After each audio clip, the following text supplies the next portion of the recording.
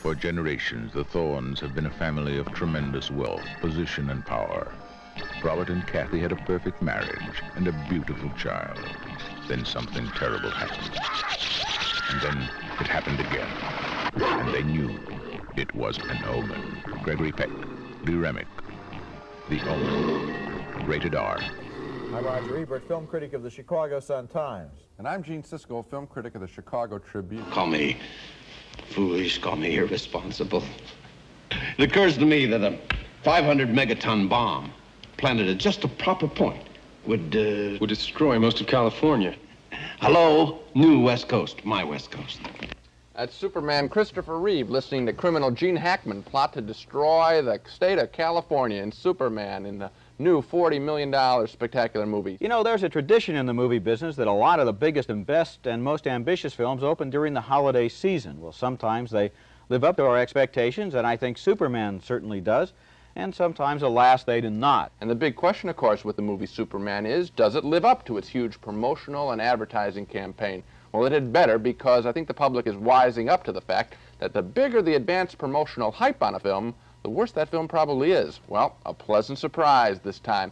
Superman is very entertaining. Kids should love it, even though it runs nearly 2.5 hours. Now, the big surprise is that the film's love story, and not the much talked about flying scenes, that's what makes Superman a hit. The movie begins on the planet Krypton as Superman's father, Marlon Brando, says goodbye to his baby son. Krypton's about to blow up, and the baby is about to be sent to Earth.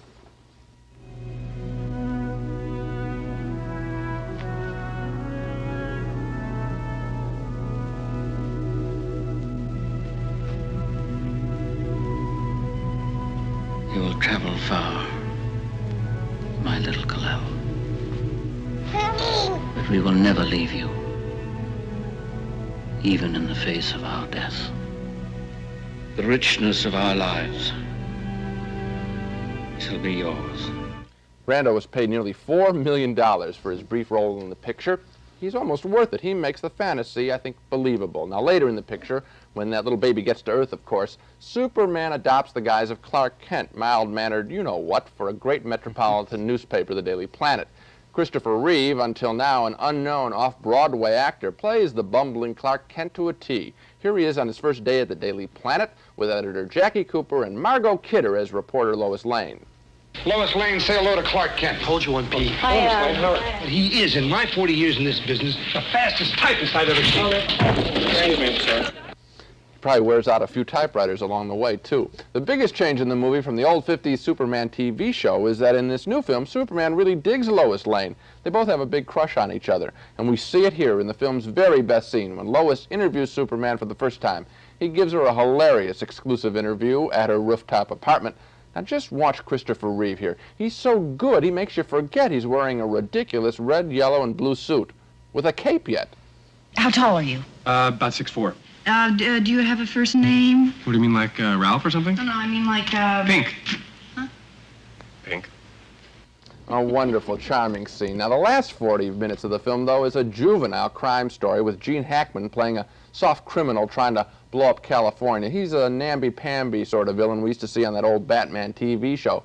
But, the love story. That's what makes Superman really worth seeing. The love story indeed. I knew the love story was coming. I thought the special effects were great.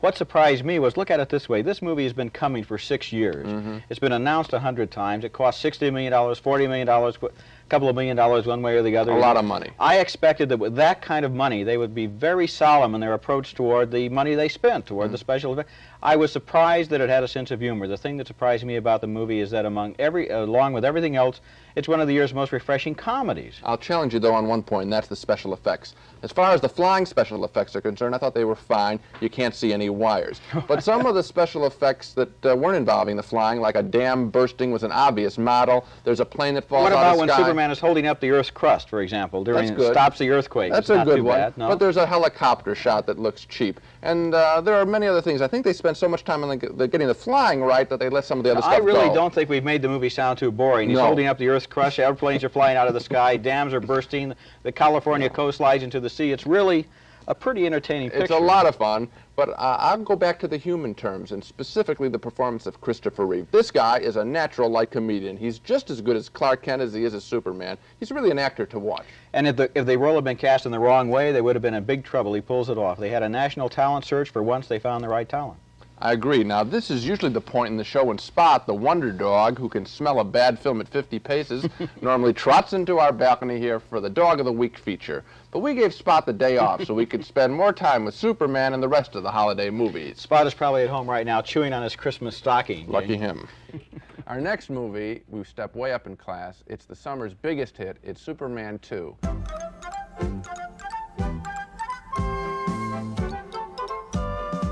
And it's just delightful, a sequel that stands on its own. This is no ripoff.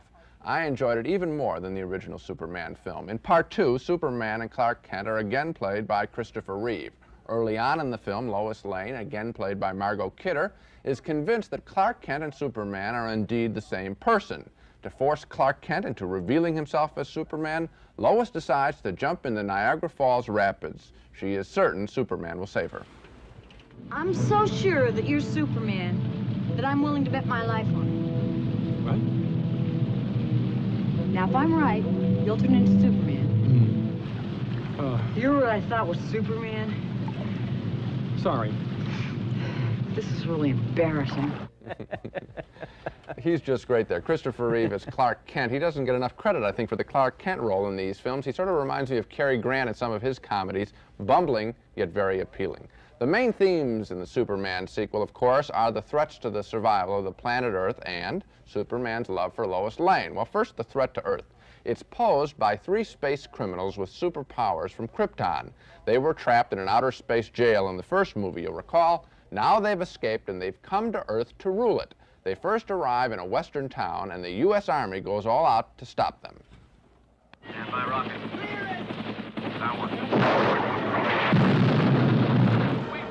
Lots of action there, but the romance is the best part of this movie as Superman declares his love for Lois Lane.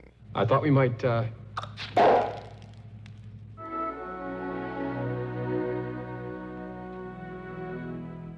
That's nice. We haven't had too many good love stories in the movies lately. However, this is one. In fact, I thought the love story was better than the film's action scenes, which for me went on a little too long and weren't, I thought, all that special. No, it's the love story and Christopher Reeve's performance as Superman and as Clark Kent that makes Superman 2 such a success. It's tough being a convincing lover wearing a red cape and blue tights, but Christopher Reeve does it very well. I can't wait for Superman 3, and I think I got to wait 2 years. Yeah, I do too.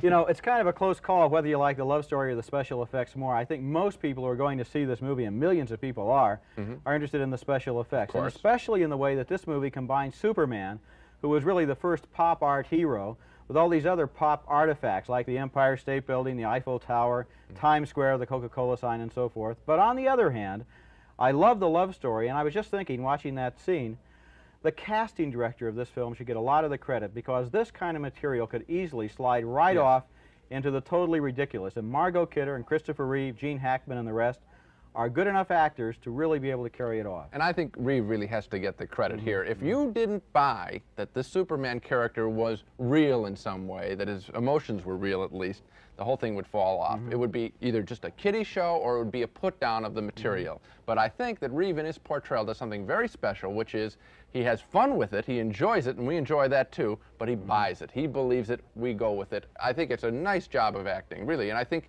this is the kind of picture where the acting just gets overlooked, so that's why I want to signal it out. You know, I was trying to think back 2, 3, 4 years ago to when I first heard they were going to make a Superman movie, and I thought it can't be done, you know. And the original ads, remember, you'll believe a man can fly. I believed a man could fly, but I didn't believe he could make any money at the box office. So now that the series is a success, and there is going to be a Superman 3, it's interesting to think how easily this whole thing could have gone wrong. Maybe we ought to take a look at the summer's movies and how they're developing, because a lot of the big ones are out. One thing that I noticed right away is that a lot of these films are part of what I call the juvenilization of the American movie. These are a lot of films pitched at the young audience, and I'm afraid that I don't like that trend for the only reason that I wish there was a more wide range of material. I think the movies are tending to become the exclusive property of the young, and that bothers me. Well, it is a trend. I don't know if I dislike it or not. 80% of the movie audience is under the age of 25, and so I guess they might as well make movies for the average moviegoer who is probably 17 or 18 years old. The problem is, As a critic, I'm always writing reviews saying, this movie made me feel like a kid again. Well, I enjoyed that. Raiders of the Lost Ark, Superman 2, it's great to feel like a kid again. Once in a while, I'd like to feel like an adult again. Okay, I agree with you. Very good. Richard Donner's Inside Moves. It'll make you feel good again. And that ain't bad. Rated PG. Now playing at the Crest Westwood and in Orange County. Richard Pryor, Jackie Gleason, The Toy, rated PG. Now playing at a theater near you. The film is Ladyhawke, which tries to be two different kinds of films. First, a traditional sword and sorcery romantic fairy tale, and then it also tries to be a hip adventure comedy like Raiders of the Lost Ark. And frankly, I think the film works much better as just a traditional fairy tale. It doesn't need to be contemporary because what a nice classic love story it tells. Matthew Broderick plays a wisecracking young man in the medieval 13th century who stumbles upon two characters who are trapped in a very strange and difficult love story. They have been cursed by a wizard, so that the man becomes a wolf by night and the woman becomes a hawk by day. That means they are doomed never to meet as man and woman. That's a good curse. Anyway, here's the scene where Matthew Broderick and the knight, played by Rutger Hauer, meet for the very first time while fleeing from some bad guys.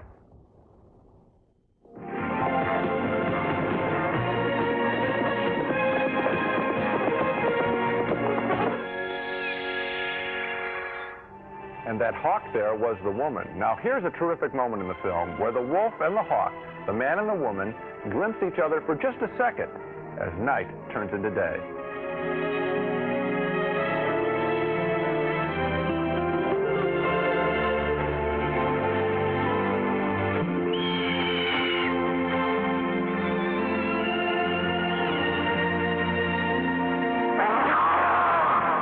Now, I hope you can follow what's going on there. She is becoming a bird, and he will not be able to possess her, and that's the first moment that they actually glimpse each other, even though they know that they love each other very much, and that's not the end of the film. That's a really fine, fine scene directed by Richard Donner. This film is quite magical and romantic in moments like that. My only complaint, and it's a small one, but it's consistent throughout the picture, is that I would have taken out all the wisecracking dialogue out of the Matthew Broderick character. To me, his lines mark this story as sort of a 1980s movie, and I wanted to simply lose myself in Ladyhawke's magical love story, that beautiful scene we saw right there. Well, I agree with you that the movie it's a wonderful movie. It's a wonderfully photographed movie. There are images in here, and of course, beauty is routine in the movies. You look at a movie, it's well photographed, you say, gee, that's great, but this movie is really over the top in terms of its physical beauty. It's great to look at. So I'm asking myself, do I agree with your objection about Matthew Broderick? And I don't know if I do or not, because Broderick himself as an actor is so ebullient and so up and so happy and so outgoing and cheerful that this dialogue seems to fit his personality. And I'm not sure I would want him to be in the kind of rigid, oh, master, it is now time for you to get on your horse kind of. But that's not fair, because you're saying, okay, I don't want him to be bad. Well, I don't want him to be bad either. I'm just saying that I think maybe because, as you heard me deliver my commentary, you think that I might be onto something. Okay, got that little nod there. It's because I think that this is could be a real classic film. If he just said, all right, let's go with this fully. We don't have to make it so that kids today will love it. But don't you believe that in the 13th century people had a sense of humor and had wisecracks? I'm sure they did, but this was it sounded like Neil Simon matched with a fabulous love story. Okay, well then apart from that, you said it was a small objection. Apart from that, we're agreed it's a really good movie, right? Absolutely. Okay. Our next film is one of the most eagerly awaited films of the summer movie season. It's The Goonies, based on a story by Steven Spielberg about a group of kids who hunt for a long-lost pirate treasure in an effort, for some of them at least, to save their parents' homes from foreclosure by greedy real estate developers. Here's one of the opening scenes from the film where the kids stumble upon a pirate map. What are you doing? Hey, my found a map! Rubies and emeralds and diamonds. Now, much later in the film, the kids get closer to all those jewels in a cave. But the whole place, just like in Indiana Jones, has been booby-trapped. Please, don't move. While that's all going on, they're being chased by three clownish thieves who would like to recover the pirate treasure themselves. The Goonies is intended to be sort of a modern-day pirate movie with the kids in the starring roles, and once the kids are in that tunnel, the picture is a good deal of fun, particularly when the chubby kid in the group, we saw him in that first scene where he's talking about the emeralds, played by Jeff Cohn. He forms sort of a friendship with a nice monster down in the tunnel, and that is kind of cute because it gives us a little rooting interest in them recovering the treasure, at least in those two characters surviving. But the big problem with the Goonies is that it takes forever to get this story underway. The introduction to the kids is mechanical, just they talk all over each other, interrupt each other. They trade insults. The opening scene with the robbers is really limp comedy. I'm going to give this film a marginal thumbs up because it eventually does turn into a fun picture. But my advice would be walk in a half an hour late.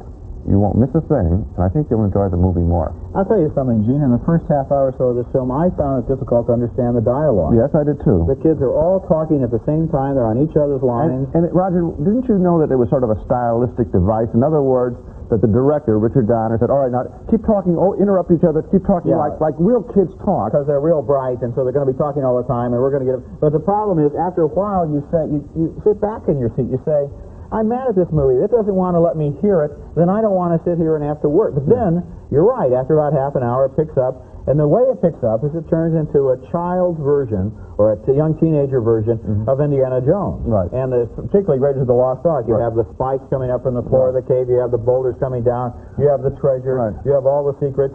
And although, essentially, the producer Spielberg is ripping off himself, it works. I mean, the special effects are great, the adventures are thrilling, and it does work on that level. I think kids will like it. I liked it. I like the back half of it. I thought one fault was that there weren't enough people to root for, and that's why I like this friendship between the fat kid and this big monster, because those were characters that at least had some emotion. There's a little crying involved between them. There's a kiss even between them, a sharing of a Baby Ruth candy bar. Those are nice scenes. I wish there had been more characters in the film like that. That kind of reminded me of that great old movie, The Bride of Frankenstein, where you have the friendship there. It goes on for just a little bit, the monster becomes human. Next to the movie... Well, it's summertime, and that means it's time for another Steven Spielberg cliffhanger. In years past, we've had Raiders of the Lost Ark and Indiana Jones and E.T. and Poltergeist, and now we have The Goonies, which is sort of parts of all of those movies all rolled up together. The movie starts with a bunch of kids, kind of like the kids in E.T., and they discover a buried treasure map up in the attic of their house.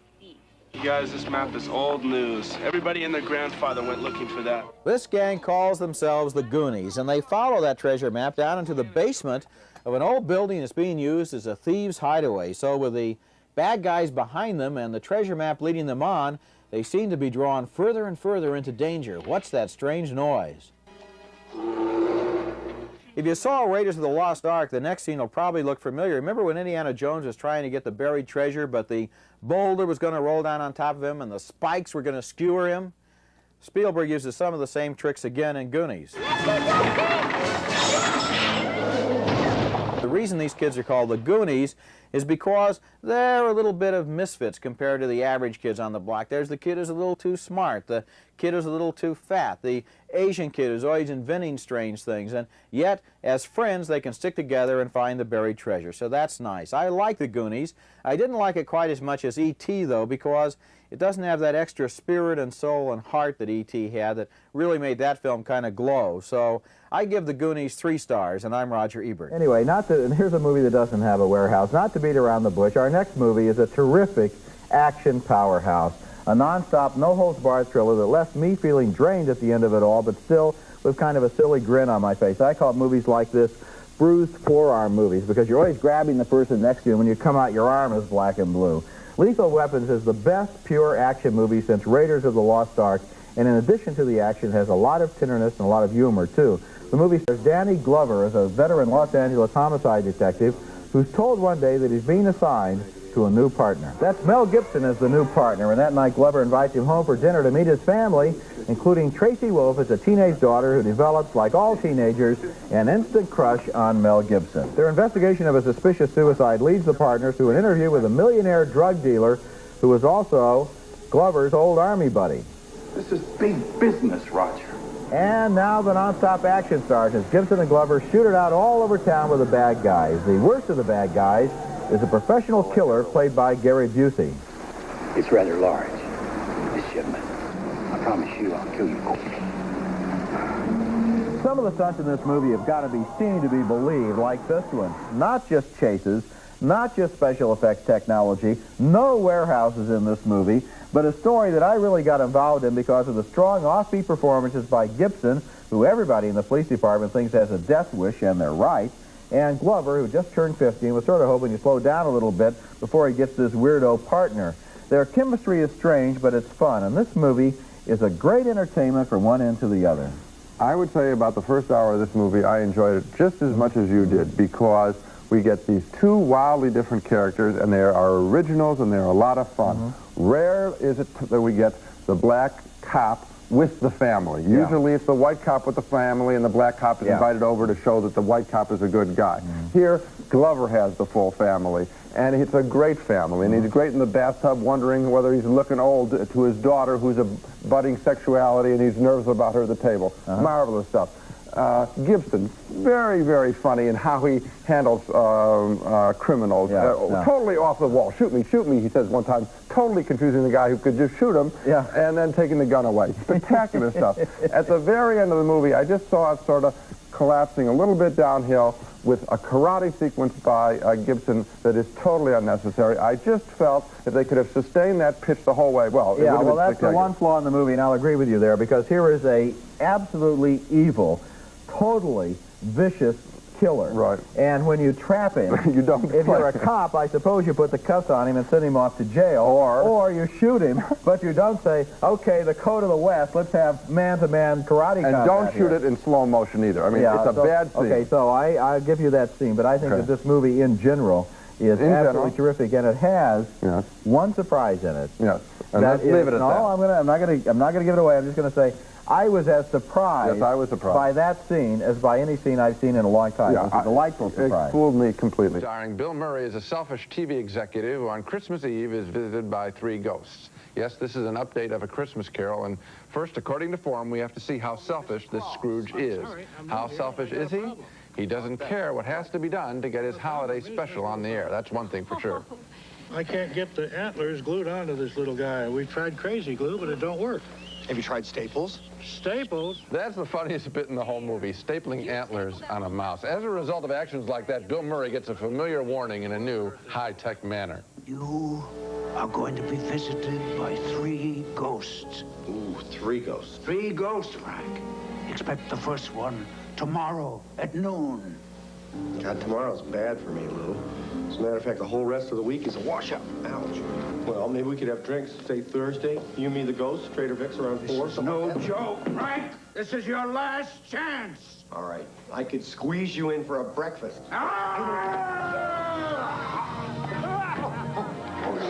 Oh, no, please don't think I'm a suicide. The ghost of Christmas Present is played by Carol Kane. She's not as gentle as she appears. Close your eyes. And think. No. You close your eyes. Oh, no. I'm through. Don't be quarrelsome. Close your eyes. And think of snowflakes and moonbeams and whiskers on gifts. No picking. This is a most inventive and very funny film, I'd say about half the time, when it's setting up the introduction to the Bill Murray character. Then with the ghost, it starts to wander into areas of weak imitation of the Ghostbusters, and yet Bill Murray is absolutely hilarious throughout. It's a close call, but I'm giving this movie thumbs up for its big laughs early on and a sweet relationship between Bill Murray and Karen Allen toward the end of the picture. Now, I didn't like it at all, and I'll tell you why. I felt that I was picking up throughout the movie more of an aura of anger and hostility than I was one of comedy. For example, at the end when Bill Murray gives his long speech about brotherhood and loving each other and the Christmas spirit and the whole cast is behind him, that seemed almost like a frenzied harangue. It seemed like he was protesting too much, that he was pushing it. It didn't have any gentleness or any real warmth in it. It seemed like a guy having a nervous breakdown instead of having a Christmas message for us. And throughout the movie, I felt an undercurrent of a lot of anger and high tension throughout this film, rather than the humor you'd be looking for. Well, I only found it in the area where I was talking about the ghosts when they go for special effects, and indeed, it's a high-tech kind of movie. I mean, obviously, there's somebody had their eye on Ghostbusters. It was made by Richard Donner, who made Superman, so they have a special effects mentality, and I think that's going to be commercial for kids. That's the weakness of the film. But I mean, you had to be amused at the character that Bill Murray plays at the top of the film. I mean, that's a very funny character. Well, I think you could probably even improve on some of the jokes about television. But I want to ask you something. Go ahead. A long time ago, you had this interview with George Scott that you often quote, where he told you about the 3 things you should look for in movie acting. The third one was joy of performance. Yes. Did you get any joy of performance out of Bill Murray? Yes, I don't think he enjoyed making this picture. Well, I have no idea, and I don't know whether any actor likes doing the work that they do, and I don't know that I care. I mean, it wouldn't seem like it would be fun. Well, it was your test. You ought to care. No, it wouldn't seem like it was fun for Robert De Niro to play the character in Raging Bull. But I do believe that Bill Murray is having a good time there. He's ad-libbing like he usually does, and it seems very funny. Well, I don't think the ad-libs work either, but we're not talking about fun. We're talking about joy of performance. I understand. That's a different thing. I think he had a good time. Okay. We're calling this special show You Blew It, and it involves recent movies where Gene thinks my opinion was seriously mistaken or I think he missed the boat. And my next example of a movie where Gene totally blew it is Scrooged, the Bill Murray 1988 Christmas comedy, which was about as desperate as labored and as unfunny as a comedy could be. Audiences all over America felt disappointed, if not actually assaulted by this film, but Gene somehow found a way to like it. The scene I liked the least was this one, the final scene, with Murray chewing up the scenery, the camera, and the character itself in a self-indulgent display of what is supposed to be improvisational genius becomes closer to ranting and raving. It's not just the poor and the hungry, it's everybody who's got to have this miracle, and it can happen tonight for all of you. If you believe in this spirit thing, the miracle will happen, and then you'll want it to happen again tomorrow. You won't be one of these bastards that says Christmas is once a year and it's a fraud. It's not. It can happen every day. You just got to want that feeling. That scene is supposed to make me feel good, but it only made me feel uneasy. Scrooged failed on several levels. It was, first of all, not a movie that had much understanding of the human message of Dickens's A Christmas Carol. Secondly, as a satire of modern merchandising and advertising, it was obvious, unoriginal, and labored. And third, it was a movie where the star was allowed to dominate every scene when, in fact, all of the best versions of A Christmas Carol have depended on the richness of supporting performances by great character actors. I am still trying to figure out why the holiday spirit convinced Gene to give this movie the undeserved gift of a thumbs up or did. Well, I laughed at what Bill Murray did. I mean, for example, you can look at a scene where, and when have you seen this before? You don't think this is funny? Where a TV executive staples antlers on a little mouse to make it look like a reindeer? Staples? Don't you dare. If you staple that little mouse, I'll call the Humane Society. I'm not kidding. I wouldn't do anything in the world to hurt this little fella. Hey, Marley, Perkins, the road. I have 3 dogs and a cat at home. Beautiful story. Tell Reader's Digest, will you? He has a turnaround, but he doesn't know how to be nice. This is a jerk. This is a Class A modern jerk played by Bill Murray. And so when he does it, when he tries to be nice, it's almost doing a parody of some of these Bible-belting preachers on television. That's special pleading, Gene. What you're doing there is you're writing a different movie that they didn't make. This movie wants you to feel that Scrooge has a change of heart at the end and turns into a good guy, just like he does in the original story. Now, you're admitting that I'm right, that he doesn't seem like a good guy at the end, but you're saying that's what they intended. I gave this picture 3 stars. I don't know what you gave it. I think 2. Okay? We're not all that far apart. Sometimes when we argue on our show, simply by differing, we create a bigger gap than really exists. Like this picture, I would recommend people see it. You didn't hate it as much as you're now appearing to hate it. And that, I think, is important. I think I did hate it more intensely than that. I don't think I gave it 2 stars, although I can't remember. But I'll tell you what we'll do. We'll look it up during this commercial break. And when we come back, we will see if I hated it more intensely than you think I did. A certain amount of pleasure to reveal that our researches during the commercial break indicate that in my newspaper review of Scrooged, I gave it not 2 stars, as you thought I did, but 1 star. So we were indeed quite a ways apart on that movie, although your point that we tend to push each other in opposite directions by the heat of our conversation is probably still a valid one, even though you were completely misinformed in this case. Let me ask you, you gave both 1-star reviews to Blue Velvet and to Scrooge. Blue Velvet is the movie that I would recommend that people see tonight. Yes, not Scrooge. And which one would you recommend they see tonight? Blue Velvet. Thank you. And I gave Blue Velvet more stars than Scrooge. Why didn't you? We've already had that discussion. Our first movie is Lethal Weapon 2, and in a summer of sequels, which have often been pale imitations of the originals, this one is an exception to the rule. The original Lethal Weapon was one of the smartest and most exciting cop buddy action pictures of recent years, and Part 2 is as smart, as exciting, and just as well written. This is not a lazy retread, but a sincere effort to do justice to the original film, and it really worked for me. As usual, the movie is built around a lot of spectacular chase scenes. Movie chases usually bore me, but this movie has some good ones.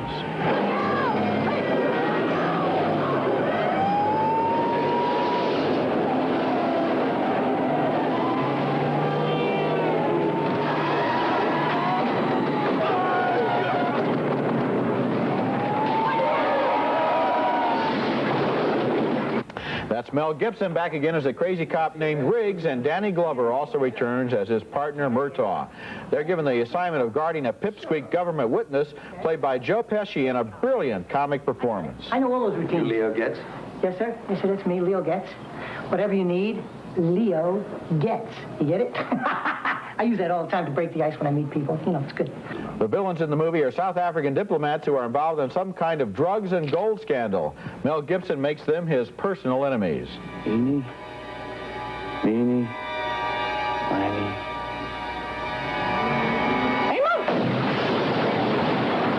One of the moments of danger and comedy comes after the bad guys booby-trap Glover's toilet seat. 1, 2. Wait. What?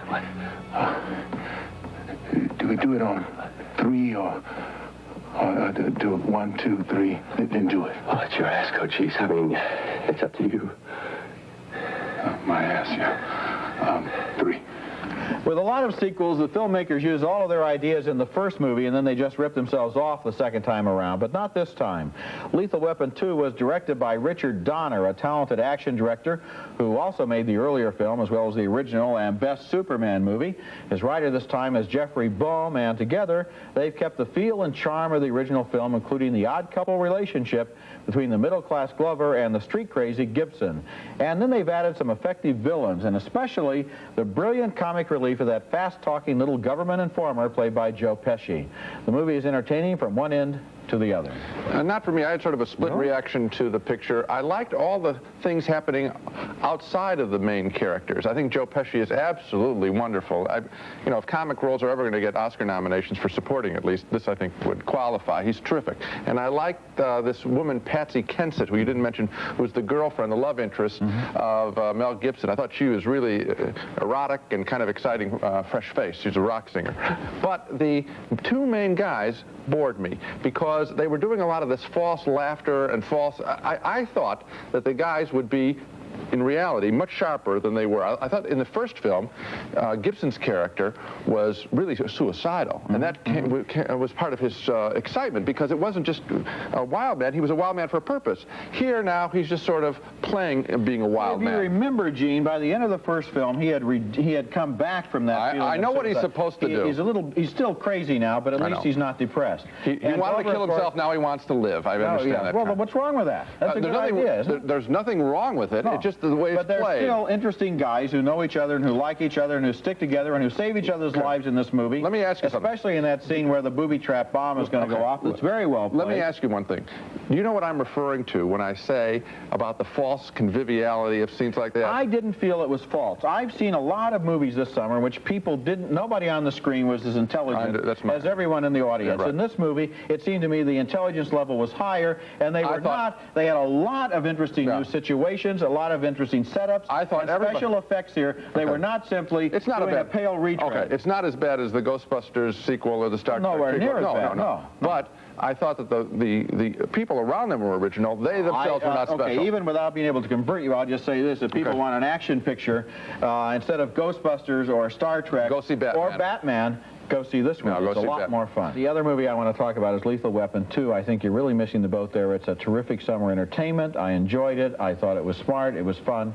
Just to see, I had a good time with Joe Pesci's performance, and really only that. Once you feel it, you will never forget it. Really touched me. It was fabulous. Powerful. It's moving. You've got to go see it. Radio Flyer, powered by imagination. Rated PG-13. First film is Lethal Weapon 3, and seeing it reminds me of a conversation I once had with the legendary director Howard Hawks. I asked him to define a good movie, and he said, a good movie is 3 good scenes and no bad scenes. Well, Lethal Weapon 3 has 1 good scene and at least a dozen bad ones. Once again, Mel Gibson and Danny Glover play best buddy detectives. Here in the really dull opening 45 minutes of this movie, they've been busted and they turn into patrol cops. A sample of the dim dialogue here as they bust a jaywalker. Get out of the way! Get out of here before my brother kills you! Along for the ride is the albatross around their neck from Lethal Weapon 2, Joe Pesci as Leo Getz. When Pesci isn't funny, you know you're watching a bad movie. It's a big party. Somebody brought a monkey because the monkey knocked over the salad bar. And this guy... A new character is a kung fu fighting detective played by Renee Russo. She dispatches a gang of gun runners led by a crooked cop. The only good scene in the movie is the romantic one between Mel Gibson and Rene Russo when they undress by comparing scars earned on the job. That's cute and it's fresh, but that's it. The villains in Lethal Weapon 3 couldn't be more bland. They are hardly any threat to these characters. There are too few scenes with Danny Glover's family, who are the only vibrant characters in the film, and every bantering scene between Glover and Gibson seems forced, as if these guys, these actors, knew that the third time around their quarrelsome act was getting tired, and tired is a good word to describe Lethal Weapon 3, and what I mean by tired between them, Roger, is we know that they love each other, right? And anyone who watches this movie would know that. So why not write it that way? Why not try to redo the beginning of the picture? It is written that way, Gene. It is written that way. Their bantering is based on love. I think you're completely misreading it if you think it means anything else. I think this movie has 3 good scenes. I'll name the other 2. I love the armored car chase, and I love that scene at the end where they tear up the whole construction site with fire and bulldozers and everything else. Those are good scenes, and I also agree with you. The scene where the foreplay consists of looking at each other's gunshot scars is a very funny, very effective scene. I enjoyed this movie more than you did. Obviously. It's not up to the first 2, which set a very high standard, but it is an entertaining movie. Roger, the beginning of this movie, the stuff you named is all in the back half of the picture. Weren't you absolutely bored by the You setup said of this the movie? first 45 minutes. Yes. I think you meant to say the first 7 minutes. No, I'm saying the first... The bomb scene. No, exactly. And then, no. Then The bomb scene's all the jaywalking is They're dull. busted to the beat for about 2 minutes of screen time, and then the chase scene starts with the armored cars. How about Take the a villains? stopwatch How to about it. the villains, Roger? Were they interesting? The villains were weak in this movie. Thank you. The villains were... What? Thank you what? Let me That tell you doesn't what. say anything. No, we've always said that in action pictures, that the strength of an action picture is defined by the strength of the villain. Because if you don't care what the problem is, We've always said that that's sometimes true. We haven't always true. said that it's always true. It's always true. Go on to the next film. Our first film is Maverick, and this is a genial Western comedy with likable stars that comes dangerously close to overstaying its welcome. There's no reason it couldn't be cut by 15 minutes. Mel Gibson plays Maverick, the fastest mental gun in the West, a card sharp, a ladies' man, and he can fast draw too. All he wants to do as the film opens is win $3,000 more so he can get a big stake for a big poker tournament. I was just saying, I don't see what's so great about being brave. I mean, I'm a card player. I play cards, and you call me a gambler. I want to become an old gambler. You, on the other hand, are a gunfighter. And an exceptional one at that, from what I hear. So if I decided to go up against you, I mean, what chance would I have had? Answer? 0.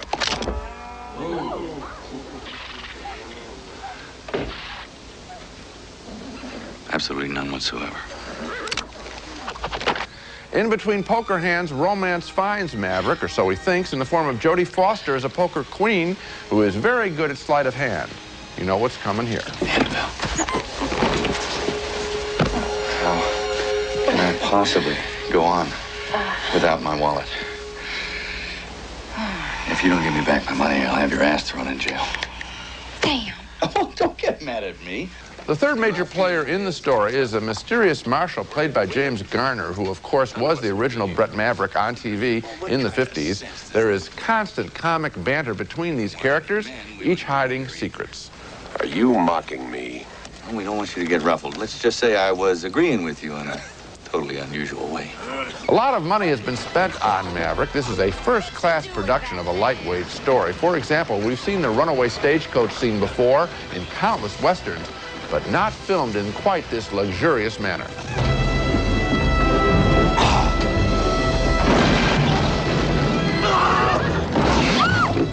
Everything is played for laughs in Maverick, including his encounter with Indians, led by a very hip chief played by Graham Greene from Dances with Wolves. He's old friends with Maverick, and in front of strangers, he has to pull Maverick together after Jodie Foster has stolen the gambler's bankroll. How could she rob me? $22,000 when I was going off to face my doom. You're gonna cut my hands off, and she robbed me anyway. What are you talking about? There's not an ounce of decency in it. Pull yourself together, man! Everybody's looking. A little bit of that character goes a long way, like a lot of the movie. The best things, however, about Maverick are its engaging stars and its gorgeous look as photographed by Vilmos Zsigmond, and some fabulous Western locations. Mel Gibson also captures the open-faced sweetness of Maverick, the Maverick of our memory from that TV show in the 50s. And Jodie Foster makes a terrific romantic lead. I think she's more credible here than in Summersby. And James Garner's likability triumphs over an underwritten part. My one big beef with the movie is that it's just too darn long. It's full of characters playing tricks on one another, on us. It's the sting squared, and once we catch that rhythm, we want the show to move along and be done with. I'm giving Maverick a thumbs up, but strange as it may sound, I would have liked it a whole lot more if there had been a lot less to it. Well, I'm pretty much in agreement with you on this one, including the likability and sweetness of all of the characters. And you know, Garner on television struck a different note than the other. There were, at one point in the late 50s, I think there were 15 or 20 westerns on TV, and his had a very particular note because of his likability and because of the fact that he didn't take it seriously. And Gibson is really the perfect choice to play this role among today's younger actors, and he's able to find the same things to do. But I agree with you. It is a bit long. On the other hand, it's a good-looking picture, and I'm thumbs up, too. But marginally so. I really am surprised that they couldn't. This is a first-class production. It could have been a little more tightly wound, and it just could have delivered a little more. Then it would have had, some of the surprises would have had some shock. At this point, you're saying, I'm getting ready to leave, and you got 20 minutes to go. The secret of the classic TV series of Maverick was in the lighthearted, calm man spirit of the title character, played by James Garner. And Mel Gibson makes a perfect choice to play the character in this movie version of the story because he has the same larcenous smile. You always been gutless?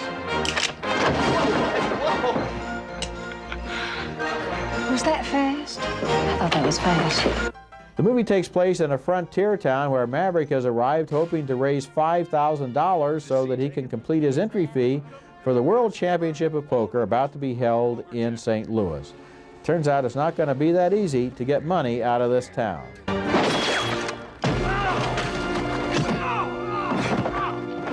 Oh, isn't he wonderful? Oh, yeah. Jodie Foster co-stars as a poker-playing frontier woman who can more than hold her own in the rough streets of the Old West. How can I possibly go on without my wallet? And James Garner himself turns up in the role of the local sheriff who doesn't approve of Maverick's quick dealings. If there weren't any women, none of us would be here. Well, what kind of sense does that make? If there weren't any men, we wouldn't be here either. Are you mocking me? The movie was directed by Richard Donner, who directed all the Lethal Weapon films and has some of the same fun here with kind of a male buddy action formula, although at the same time the movie is also a comedy, just as the TV series was. And I think the key is Gibson, because he's kind of a jokester at heart, a comedian who is able to bring humor to this material about a poker player who would rather bluff someone than shoot them. I give the movie 3 stars, and I'm Roger Ebert. Our first movie is Assassins, and this is a very strange and very boring action movie about 2 hired hitmen who find themselves competing for the same contracts. As the movie opens, Sylvester Stallone is ready to kill a man when Antonio Banderas does it for him, and so Stallone steals a cab and picks up Banderas in order to confront him. Who's your contractor, Miguelito? Why don't you drive? We can get acquainted. Chit-chat. Is it possible to smash a cab against a bus with a guy hanging out the window and not kill him or even hurt him? I don't think so, but they do it in this movie.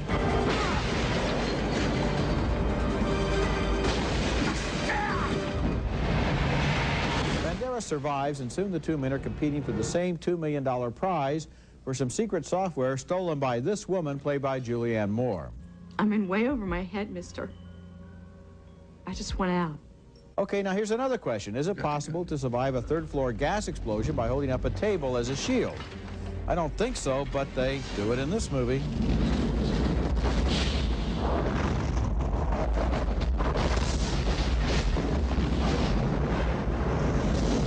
The last part of the movie, which lasts about half an hour or most of a month subjectively, involves a very complicated situation at a Latin American bank where Stallone is going to collect $20 million, and Banderas knows it and is going to shoot him as he leaves the bank, and Stallone knows that and uses Moore as a lookout, and then Banderas gets tired of waiting for Stallone to come out of the bank, so he leaves his gun outside and goes inside to be sure Stallone is still there, and he is. So Banderas leaves and prepares to shoot him again, and a lot depends on an obviously phony movie set of an old hotel with floors that collapse so perfectly on cue, it's like a ride at Disney World.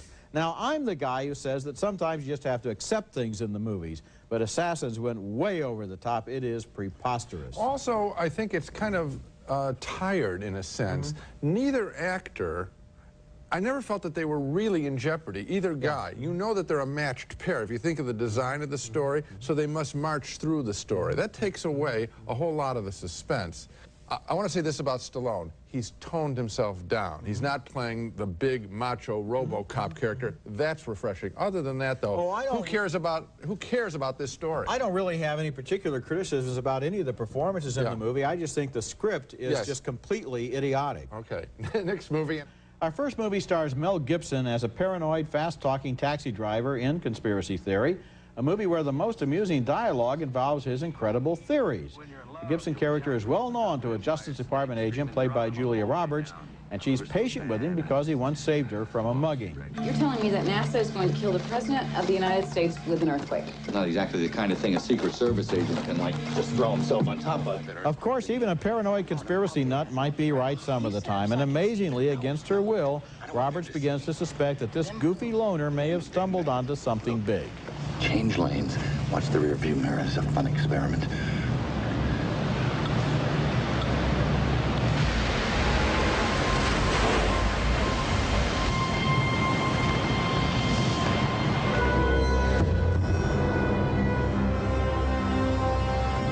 The taxi driver publishes a conspiracy newsletter which only has 5 subscribers. Roberts is alarmed to learn that 4 of them have died within a 24-hour period. 4 hours. 1 car accident, 2 heart attacks, a stroke. This one I can't reach. Henry Finch. You're dead. I'm dead. Hey, I did that. Heart attacks and strokes, that's the CIA. Henry Finch. Oh, my God. The villain in the story, played by Patrick Stewart, is an intelligence agent who knows sinister secrets from the past. Years ago, I worked for the Central Intelligence Agency on the MK Ultra program. Are you familiar with it?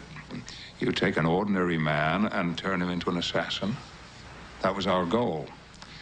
Now, MK Ultra was terminated in 1973, but not the research.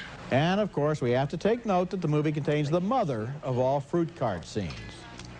Okay, she's on the bus. Go. Subject on bus 1648. We'll follow.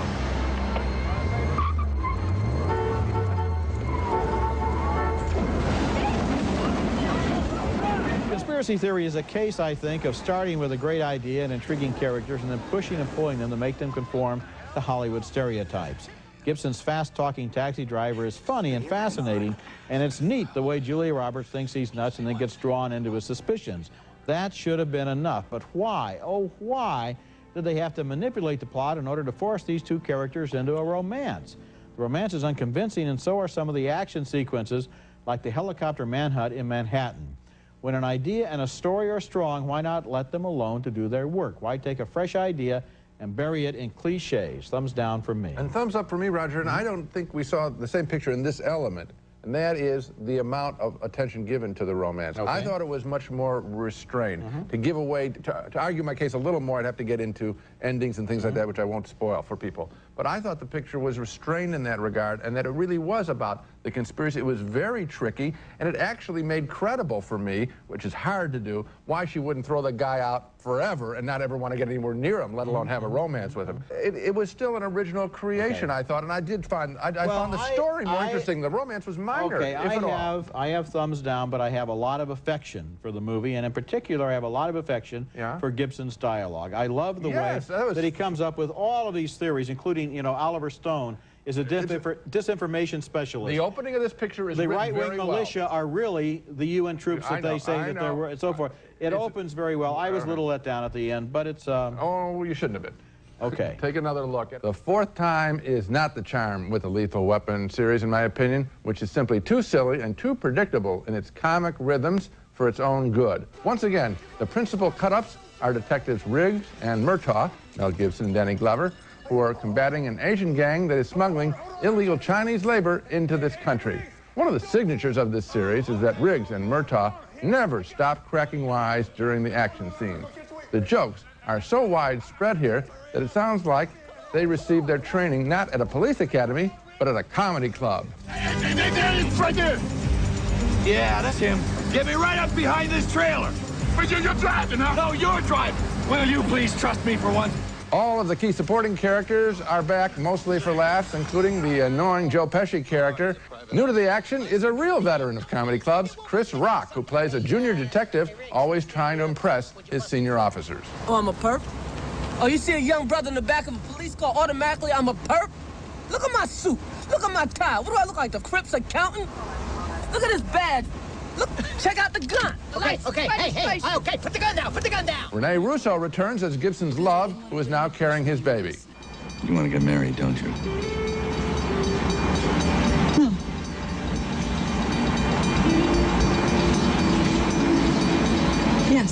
Yes, I do. I reached a point in Lethal Weapon 4 where I didn't care anymore about its serious element, the story here with the Chinese. It didn't matter to me if anyone saved the illegal aliens. I just didn't want to hear any more jokes. Thumbs down from me. Thumbs down for me too, Gene. And at one point in the movie, everything stops so they can explain the plot, which is nearly as I can remember has something to do with the Chinese mafia importing the 4 warlords from China to America, where the triad is going to buy them back using counterfeit money or something. And you want, why bother with a plot? Now, actually, though, of course, Richard Donner is a good action director, and there are some nice action sequences in this film, especially the one where Gibson, or a stuntman, is being dragged behind a trailer on a freeway on a plastic sheet. If you only want mindless action, you got to admit this is better than Armageddon. What a recommendation. Boy, I'd love to see that in the quote ads. Okay, next movie, and our next movie is a coming...